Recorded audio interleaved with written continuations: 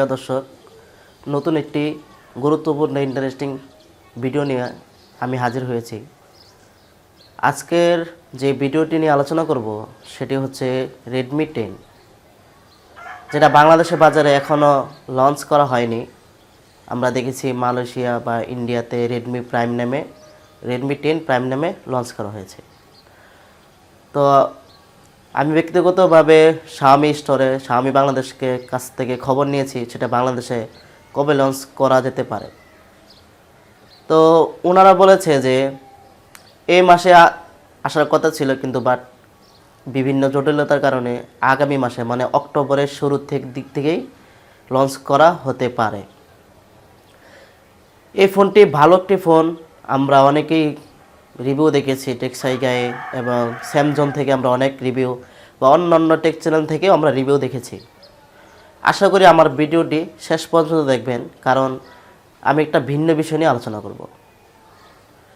আমাদের আলোচনা মেন বিষয় হচ্ছে রেডমি 10।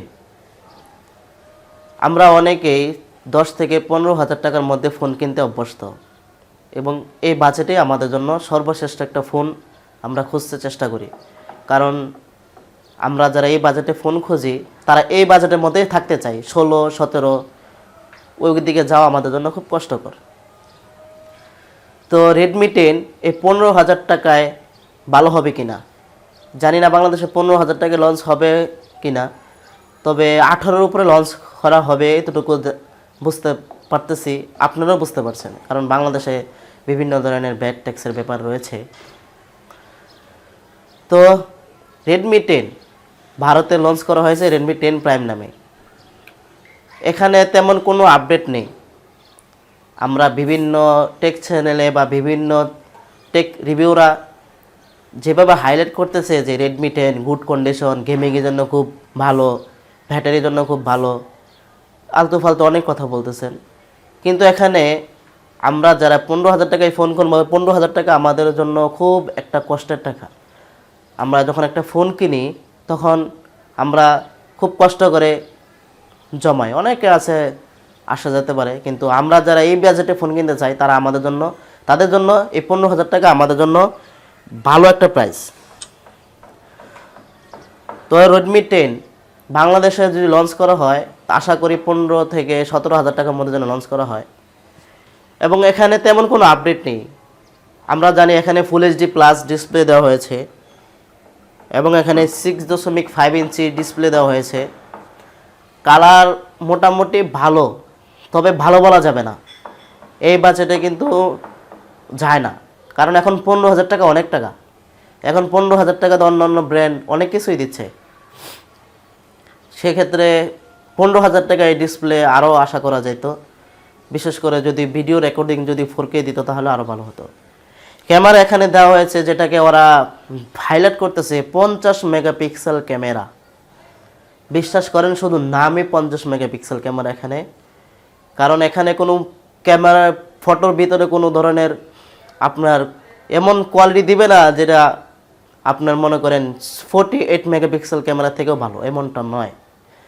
আপনারা আরও ভালো বুঝতে পারবেন ডিটেলে যদি আপনারা টেকসাই গাই অব্রদার ভিডিওটি দেখেন, রেডমি 10-এর ফুল রিভিউ। সেখানে তিনি বিস্তারিতভাবে সুন্দর করে উপস্থাপনা করেছেন।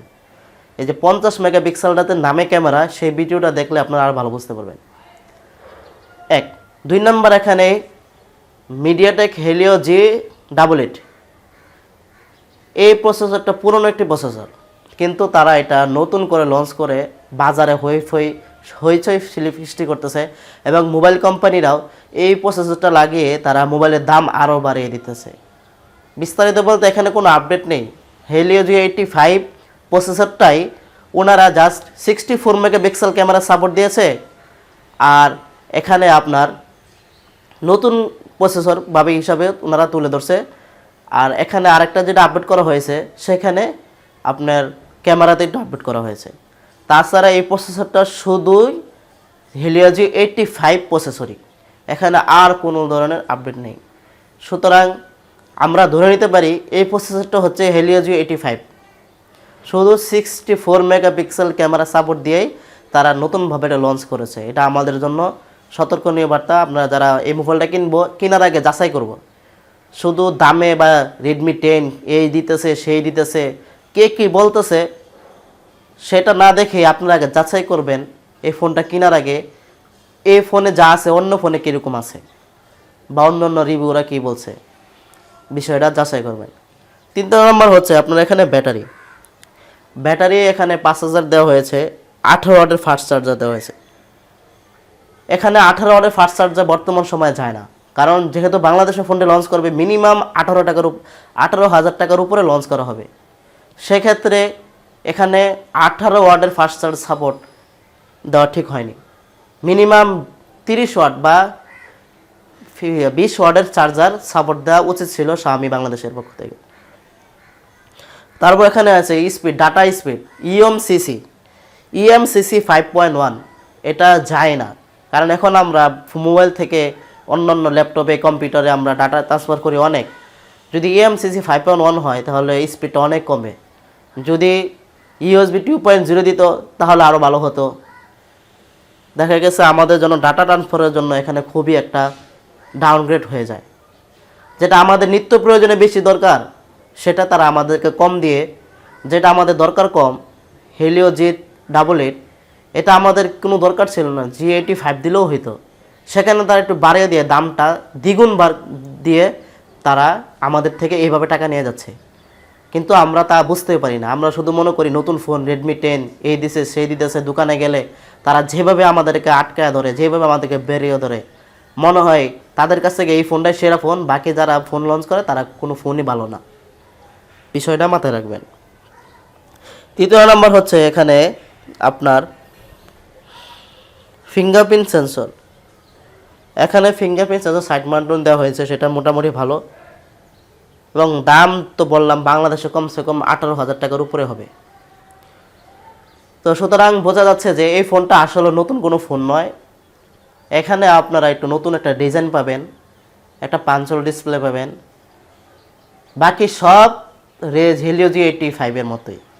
সুতরাং এখানে দাম হবে আপনার 3 থেকে 4,000 টাকা বেশি। সুতরাং এই ফোনটা না নিয়ে ইনফিনিক্স নোট 10 বাংলাদেশে লঞ্চ করা হয়েছে 15,000 টাকা, যেখানে 6GB 128GB আপনারা পেয়ে যাচ্ছেন, এবং 6,000 ব্যাটারি, 18 ফাস্ট চার্জার। সেখানে তারা হেলিও G85 দিয়েছে, ক্যামেরা মোটামুটি ভালো, 48 মেগাপিক্সেল ক্যামেরা। সুতরাং আপনারা রেডমি 10 দিকে না দিয়ে শুধু না ঝুঁকে পড়ে আপনার ইনফিনিক্স নোট 10টাও দেখতে পারেন। কারণ এখন আমরা ব্র্যান্ডের দিকে দৌড়ালে আমাদের টাকা নষ্ট হবে। আমরা দেখব কে কত টাকা কমে বা কে কেমন দামে ভালো ফোন দিচ্ছে। আশা করি ভিডিওটি দেখে অনেকের হয়তোবা ভুল বা অনেকের হয়তোবা উপকারিত হয়েছে। আশা করি আমাদের চ্যানেলটি সাবস্ক্রাইব করে আমাদের সাথেই থাকবেন, এবং নিত্য নতুন ভিডিও পেতে, টেকের ভিডিও পেতে আমাদের সাথেই থাকবেন। এবং আশা করি সামনে থেকে নিয়মিত ভিডিও দেওয়া হবে, বিভিন্ন ধরনের ইন্টারেস্টিং ভিডিও দেওয়া হবে, এবং আপনাদের কীরকম ভিডিও পছন্দ সেটাও কমেন্ট বক্সে জানাতে ভুলবেন না। আজকে এই পর্যন্তই, সবাই ভালো থাকবেন। আল্লাহ হাফেজ।